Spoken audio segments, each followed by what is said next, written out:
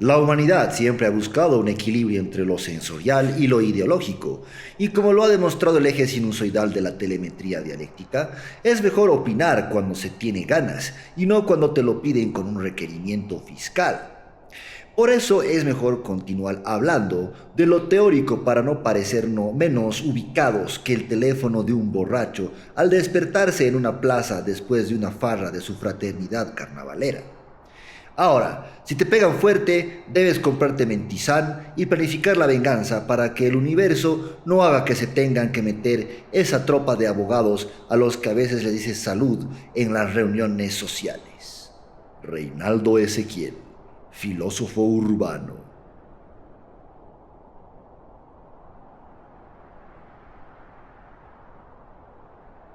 Bueno, estaba hablando de ese vasito que parece un árbol o con hielo y que parecemos que estamos en la isla siniestra, cosa ropa. Hombre árbol. El hombre. ¡Hey! ¡Hey, ahí abajo! ¿Cómo es eso de los esquemas de golpe blando de ese tal Gene Sharp? ¿Estará pasando algo parecido ahí en Bolivia? Bueno, creo que habló Dios o la inteligencia artificial. En tiempo ya no sabemos qué es. A ver, José, golpe blando. Ya, en- hay que entender muchas, o sea, es que hay muchas teorías de la conspiración que hablan sobre la existencia de golpes, ¿no? Y generalmente cuando viene un golpe, todas las personas que están siendo partícipes de esto lo niegan, ¿no? Pero hay alguna forma en la que la gente puede ir notando lo que está pasando, ¿no? Y eso es precisamente lo que yo creo que puedo decirle a la gente. En primera instancia, hay tres cosas que uno tiene que tomar en cuenta. La parte histórica, la parte, digamos, de la teoría política que le gusta a la gente y la parte sociológica. En parte histórica hay algunas cuestiones que la gente no se da cuenta, que los analistas tampoco lo mencionan, pero que la historia de Bolivia lo dice a gritos. ¿Ya? Uno de estos es, Bolivia va a cumplir 200 años de vida y ha tenido 66 presidentes. Si tú haces, incluyendo Yanine Áñez, incluyendo García Mesto, o sea, incluyendo, meterlos a todos. En todo esto, si tú haces una aritmética simple, te sale a tres presidentes, perdón, un presidente cada 3 años. Ya ese es el promedio de duración de un presidente en Bolivia, Dice que es el país con mayor número de golpes de Estado en la historia de de Latinoamérica, sí. Latinoamérica. Te pongo otro ejemplo. En Argentina, tiene Argentina ya más de 200 años, pero ha habido con Milei son 50 presidentes. O sea, si tú haces el cálculo, es 4 años y un poco más lo que ha sido el cambio. En otros países como Brasil, por ejemplo, que bueno, tiene sus problemas particulares, porque Brasil siempre ha habido 38 presidentes, nada más. O sea, es mucho más, por hacerlo de esa manera, mucho más democrático Brasil en ese sentido, institucionalmente, que Bolivia o que Argentina. Y Estados Unidos, ni qué decir, Estados Unidos ha sido liberado, entre comillas, pone todas las comillas que quiere, en 1776. Y hasta ahora tiene casi 250 años y Trump sería, o si vuelve Trump, sería su 46 o 47 presidente. Pero ahí dice, no, no hay golpes de Estado en Estados Unidos porque allá no hay embajada de Estados Unidos. Eso es un Vox Populi, ¿no? Eso lo dice Eduardo Galeano, ¿no? Que varias personas lo han repetido constantemente. Entonces, tú dices, bueno, en Bolivia lo normal, entonces, si cada 3 años hay un cambio de gobierno, lo normal es la inestabilidad, no la estabilidad. Y lo normal son los golpes de Estado, no la transición democrática ordenada, electoral. Aquí hay otra cuestión histórica. Bolivia recupera la democracia constitucional, formal, lo que quieras decirla, en 1982. Quien recupera la democracia no puede terminar su mandato, Hernán Siles Suárez, y es obligado. Él tenía que haber durado hasta 1986, pero lo obligan a renunciar, pues, digamos, por la presión, por la misma la crisis económica, y el 85 hay un nuevo presidente. Juran precisamente Víctor Paz Estenssoro, con ayuda de Banzer, aunque Banzer ganó las elecciones, y precisamente eran ellos quienes hicieron el complot para derrocar, ¿no? Después, el 2002, Goni gana las elecciones, pero al siguiente año tiene que renunciar.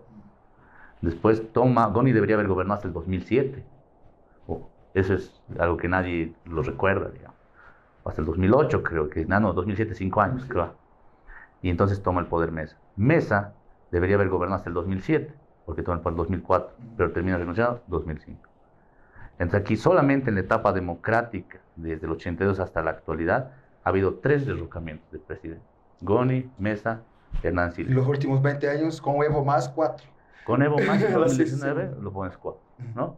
O sea, lo normal es eso. Con esto no quiero decir que claramente en Bolivia va a haber un golpe suave, un golpe, como lo denominan, ¿no? Pero sí quiero decirle que la historia de Bolivia nos está diciendo algo. La historia de las personas te dice algo siempre, ¿no? Cuando tú conoces a alguien que a su historia ha hecho toda la vida eso, lo va a seguir haciendo. Entonces, cuando tú ves la historia de un país y hay una tendencia en lo que sucede como en Argentina, con los múltiples, los ciclos económicos, va a seguir pasando.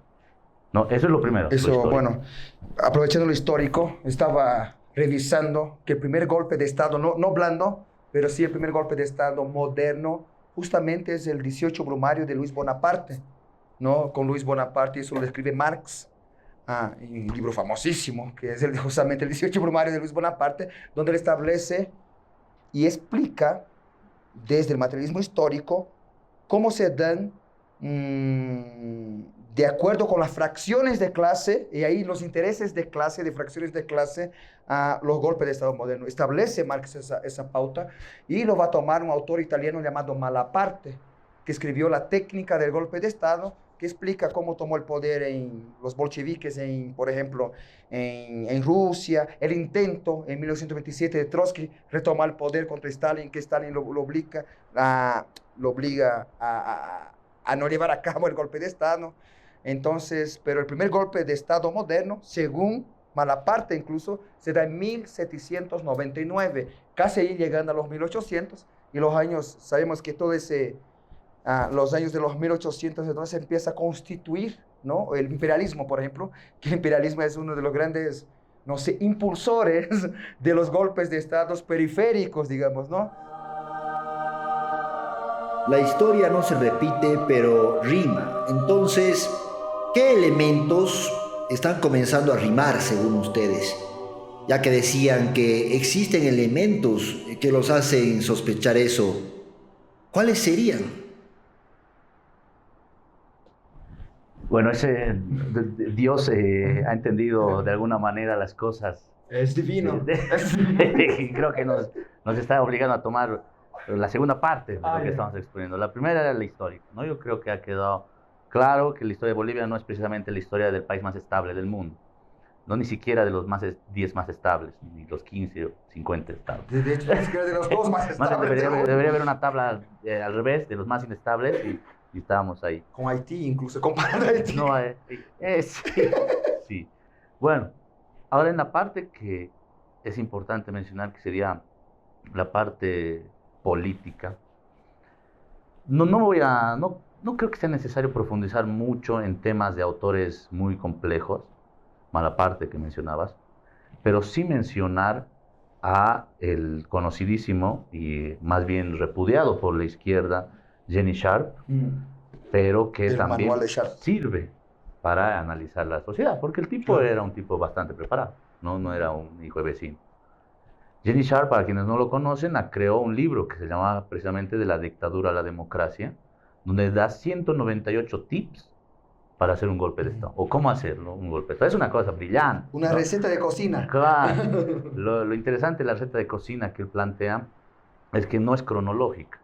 No es que si tú no sigues algo, ya no lo puedes hacer, digamos. Puedes volver a repetir un paso, puedes hacerlo hasta que resulte. Realmente es una cosa muy, muy bien hecha. Bueno, en este manual, entre muchas otras cosas, se puede encontrar 5 pasos, ¿ya? Que yo quisiera que, no voy a emitir un criterio de valor en Bolivia, pero sí quisiera que anoten o que escuchen cuáles son estos 5 pasos y que digan, bueno, eso se me parece familiar, esto está pasando, y bueno, ya cada quien va a terminar dilucidando sus ideas. El primer paso es el paso de lo que se denomina la resistencia no violenta. Tomar acciones que pueden ser cuasi violentas, digamos, ¿no? Así como cierre de calles y demás. O amagues, ¿no? Amagues de enfrentamiento, hasta por ahí no. No violenta, y que empieza a provocar zozobra en la población, en base a cuestiones que pueden ser veraces o no veraces, es lo de menos. Y, por ejemplo, el bloqueo de caminos. En Bolivia actualmente hay una cantidad considerable de bloqueo de caminos que no se explican, digamos, por una cuestión, un descontento social grande. Se explican más por una especie de intento de boicot en muchas cosas, ¿no? Eso es lo primero. El primer paso es ese, la resistencia no violenta, que se empieza a repetir. El segundo paso es empezar a hablar del gobierno como un régimen autoritario o totalitario o dictatorial, etc., o que viola los derechos humanos, aunque no tengas pruebas. En Bolivia tenemos algunos ejemplos de esto, ¿no? Ya el gobierno del presidente Arce se lo empieza a denominar muy autoritario, muy dictador, etcétera, aunque no hay pruebas reales para que lo digas esto, incluyendo comparando con Yanine Áñez, ¿no? O sea, Yanine Áñez mató 36 personas, no hay punto de comparación.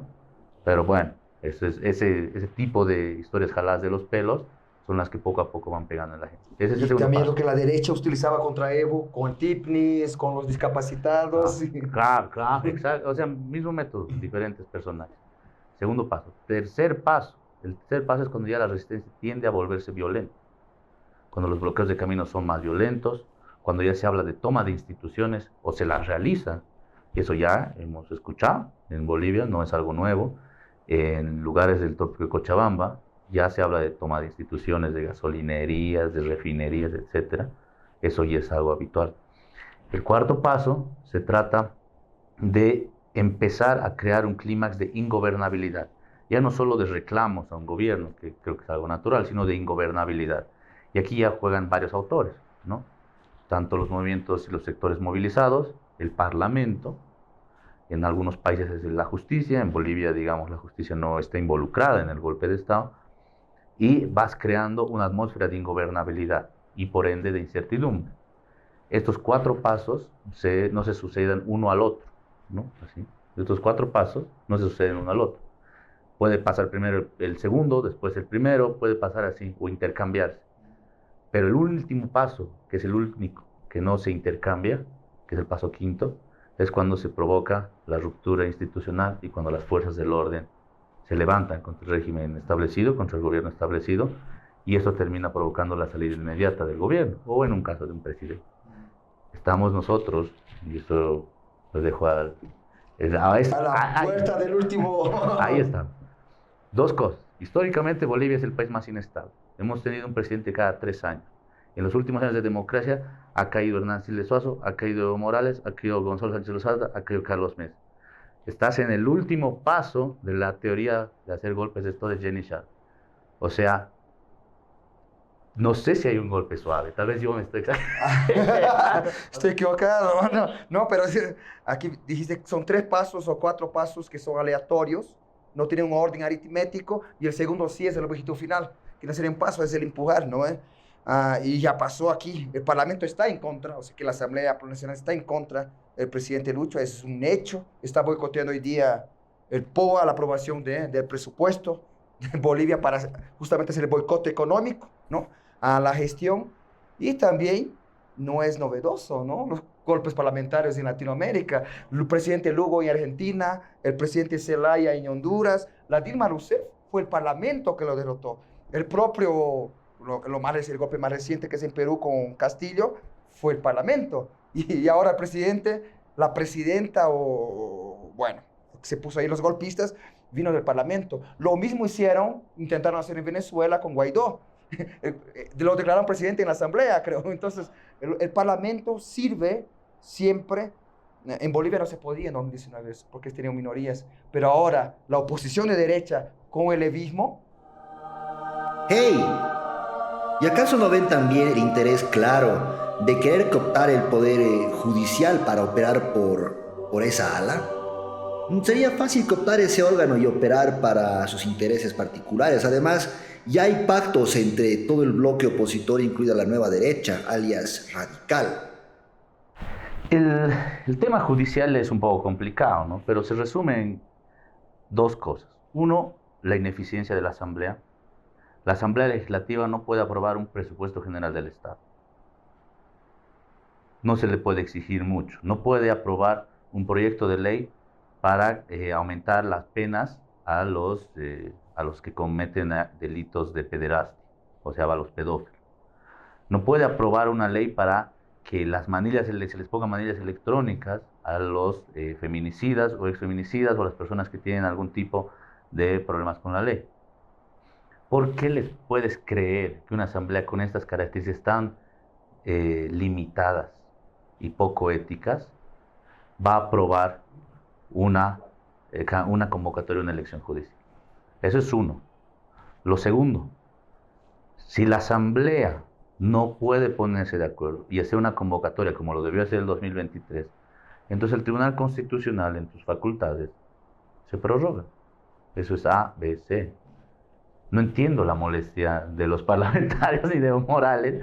Si la asamblea no trabaja, por ende, por lo menos que trabaje el Tribunal Constitucional, pues, ¿no? Otra cuestión que esto, que lo vemos aquí, que es precisamente lo que nos dice el creador, el creador, el productor, el productor, no es realmente el problema en su centralidad. Estas son las formas, lo fenoménico. Lo substancial es que hay una persona que está anulada para poder ejercer el cargo de presidente o postular una vez más, que está instigando a este caos y esta vorágine, y obviamente uno de los pretextos fundamentales es la elección judicial. Ulteriormente puede convertirse esto en cualquier otro tema, puede ser el tema del censo, después puede ser el tema de regalías, después puede ser el tema del pacto fiscal, puede ser cualquier tema. La substancia de esto es la elección de esta persona. Todo lo demás es fenoménico. Yo creo que es el momento de un receso. Ese momento ha llegado. Es mejor refrescar la garganta, ir al baño y proseguir después en el siguiente bloque. Salud, Dios. Salud. Agua bendita.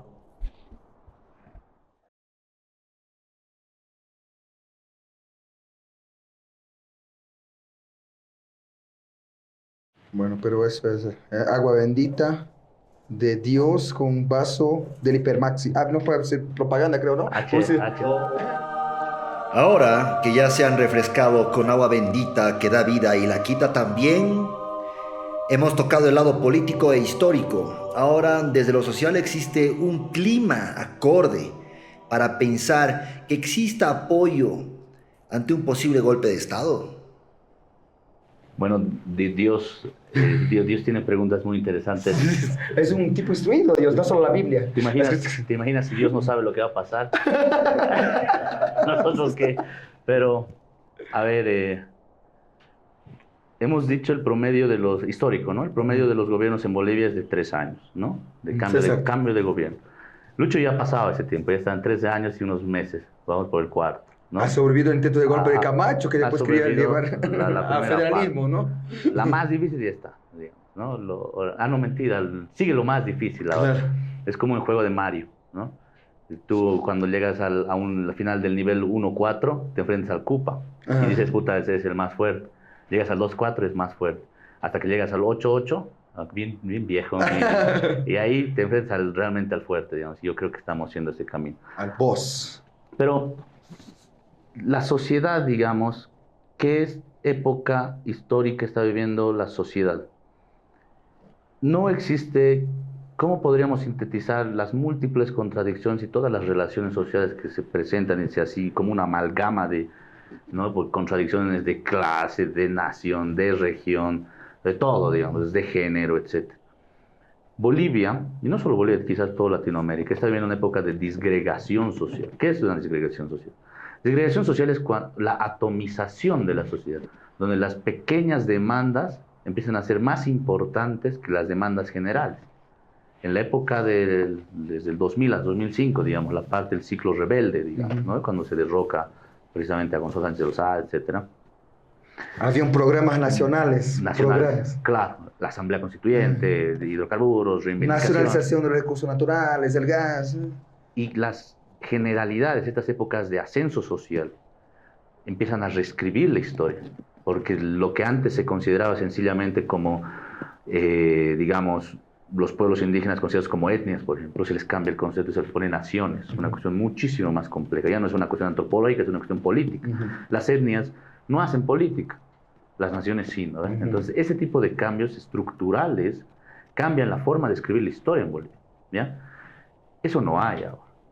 No hay una época heroica de grandes cambios estructurales, transformaciones La generales. muerte de los relatos que decimos. Claro, había un relato enorme ahí, milenario incluso, de la construcción del vivir bien, etc.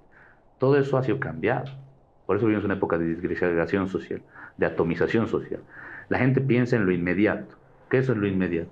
Tu aumento salarial o tu estabilidad económica, el dólar, digamos, ¿no? La seguridad ciudadana empieza a cobrar mucha más importancia.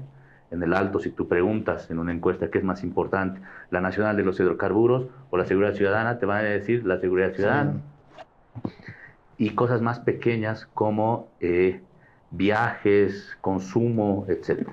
Beneficios inmediatos, hasta individuales, Antes que el colectivo, la generalidad. ahora estamos más en el individuo, en la digamos, esto se denomina como el individualismo metodológico, ¿no ven? Desmedro de la metodología. Los marginalistas tienen mucho de eso, la economía marginalista. Es el triunfo de Milei.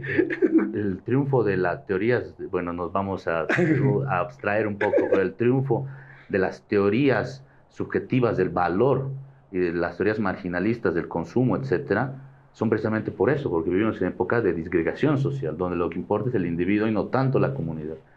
Y eso también está pasando en Bolivia. Es la muerte de la comunidad en todos los sentidos. Claro. El aislamiento social genera mayor vulnerabilidad a las personas al estar extirpadas de su núcleo social. ¿No creen que los medios de comunicación masivos tienen el poder de decretar la opinión general sobre un proceso golpista? Eso es precisamente el cénit del problema. ¿Por qué? Como hay una desagregación y una atomización de todo esto, y la gente quiere resultados inmediatos, también tiende a la apolitización. La gente no está para grandes sacrificios. La gente no está para, quiere resolver sus conflictos ya. En Argentina tal vez es una cuestión muy particular el hecho de que los libertarios hayan tomado el poder con narrativas tan heroicas como reescribir la historia argentina y que antes era una potencia mundial. Pero bueno, eso es una excepción en la regla, porque las ultraderechas en otros lados del continente, digamos, Cast en Chile, Fujimori en Perú, o el mismo Bolsonaro en Brasil, etcétera, tenían otro tipo de narrativa, ¿no? Entonces, en épocas de disgregación social, lo que importa es lo inmediato, lo individual, el consumo y que resuelva sus problemas de manera rápida. ¿Cómo haces tú para evitar un golpe de Estado en un momento de apatía social? Ahí está lo difícil. Bolivia es un país históricamente inestable. Se están llevando a cabo un golpe de Estado con grupos corporativos y en alianza con sectores políticos, digamos, que se dicen de izquierda y se dicen de derecha, pero en el fondo actúan corporativamente como un mismo bloque para derrocar al gobierno popular de Luis Arce. Y tienes un momento de disgregación social donde la gente no tiene un real interés en temas estructurales como nacionalizaciones, expropiaciones, etc. Ahí estás. Y es interesante, solo tomar ese hilo que es interesante ahora, que es verdad eso, la corporación, quien sale a bloquear son las corporaciones en verdad, son los cooperativistas mineros, claro que también son los campesinos que pertenecen al sindicato de cocaleros y que además les obligan a marchar. Esa es la corporación con la empujanda a marchar. Si no vas, te multan el centro boliviano. Vimos el video que fue viral del señor llorando porque lo obligaban a bloquear y quería estar en su chaco. Porque si no trabaja, no come, pues el campesino es así. No son como los dirigentes que vienen plata de todos lados, ¿no? Entonces es una cuestión corporativa. No es el pueblo, como que no es el mismo del pueblo en las calles. Es la corporación obligando a sus miembros a bloquear. Como hacen el colegio medio con sus estudiantes. Precisamente eso que nos preguntaba Dios, ¿qué rol pueden jugar los medios de comunicación en esto? Los medios también están expuestos, pues, a donde van la corriente. Si ellos ven que no existe fuerza en el gobierno para contrarrestar el golpe, se van a ir con el golpe. Claro. O sea, todos apoyan al caballo ganador. Si ellos al contrario ven que el golpe no está funcionando, los medios de comunicación van a decir: yo no me voy a arriesgar en una aventura golpista. Como hice en 2019, para que todo termine de la peor manera, ¿no ve? Entonces yo creo que estamos a merced ahora de un manejo, espero, político eficaz de parte del gobierno de Luis Arce para evitar que el bicentenario de nuestra patria lo recibamos como se ha recibido el bicentenario de 1925. Centenario. El centenario, perdón, que sería igual con caos, con rotaciones de presidentes. Viendo que Salamanca estaba ahí, entrando a Bolivia casi cerca de la guerra con el Chaco, Creo que, una convulsión social. creo que Bautista Saavedra. Sí, Bautista Saavedra. Bautista Saavedra era el presidente. Entonces, imagínate, ojalá, no, pero todo está según la historia, según la teoría política. Dijiste del centenario, justamente, perdón, que tomando solo para ese hilito que no quiero perderlo, es donde también surgen un montón de grupitos nacionalistas, marxistas, socialistas. Había un montón de partidos, se decía socialista, hasta el PURS, Partido Socialista de todo tipo. Había también una cierta fragmentación en ese centenario de Bolivia. Estoy viendo una segunda fragmentación. Hay una frase heroica, histórica, que la dijo Carlos Mesa. Pero yo dije, brillante la frase de Carlos Mesa cuando dijo, no me dejan gobernar. Y yo dije, bueno, sí, ya es verdad, no te dejan gobernar, habrá motivos, digamos. Pero, ¿sabes dónde escuché primero esa frase? Bautista Saavedra la dijo. Bautista Saavedra la dijo antes que lo del Rocking, no me dejan gobernar, y no le dejaron gobernar. Esperemos que a nadie se le ocurra decirle, que le diga al presidente, tengo un consejo para usted, diga no va a renunciar y diga que no le dejan gobernar. Es una frase maldita. No quiere decir esa frase. Si alguien asesora ahí al presidente, dígale no mencione esa frase. Solamente eso, después puede hacer lo que quiera. Considerando que Bautista Saavedra era un presidente de un momento histórico complicado, pues el mal tino de haber mencionado esa frase, ¿cuál es el peor escenario que ven desde sus trajes de hospital psiquiátrico? Bueno, pero el escenario es el siguiente. Es complicado cuando te tienen una asamblea que bloquea tu presupuesto de la nación. ¿Qué escenario peor puede venir? ¿No? Pero yo veo que no es más allá incluso de Evo. Hay que hablar de un bloque golpista corporativo, como decía el José, que va más allá de Evo, que Evo obviamente está ahí, ¿no? Anclado, y es el principal motor de ese bloque golpista, pero también hay que recordar que está Camacho, la gente de Camacho, la gente de Carlos Mesa. Entonces es ese bloque, quiere también, y ahí Evo solo no puede, y tampoco Camacho solo no puede, ni siquiera a Carlos Mesa, quieren poner su gente en los tribunales, ¿no? Quieren tomar la justicia, y con la justicia ahí sí un golpe parlamentario judicial contra Lucho Arce. Es en modo acelerado, ¿no? Hasta fin de año. Claro, hasta que cambien la Cámara.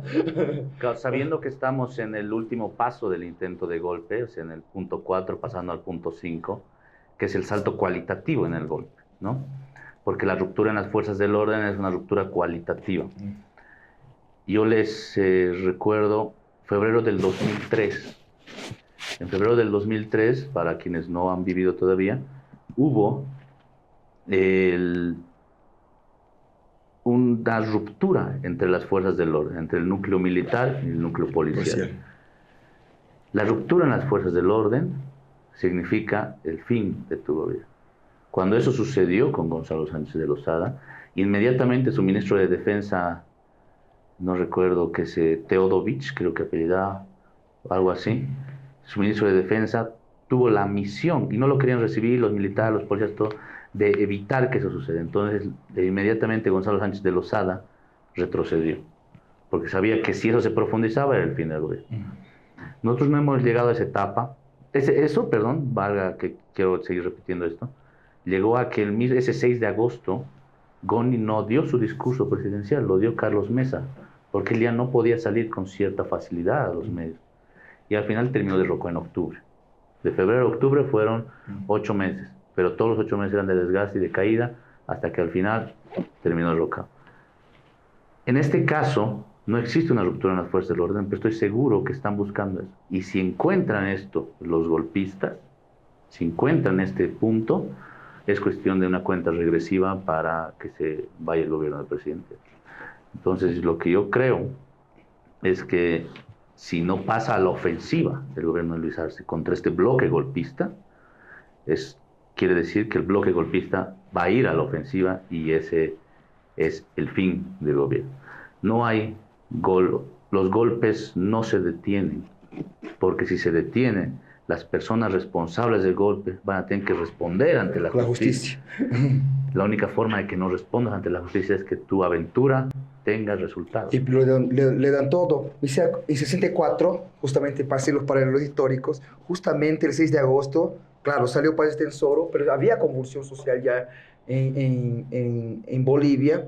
Dio su discurso, obviamente. Incluso es interesante, porque había un grupo de exiliados brasileños aquí, donde estaba José Serra, y ese grupo de exiliados en 64, y después se vuelve a Brasil anti-Bolivia.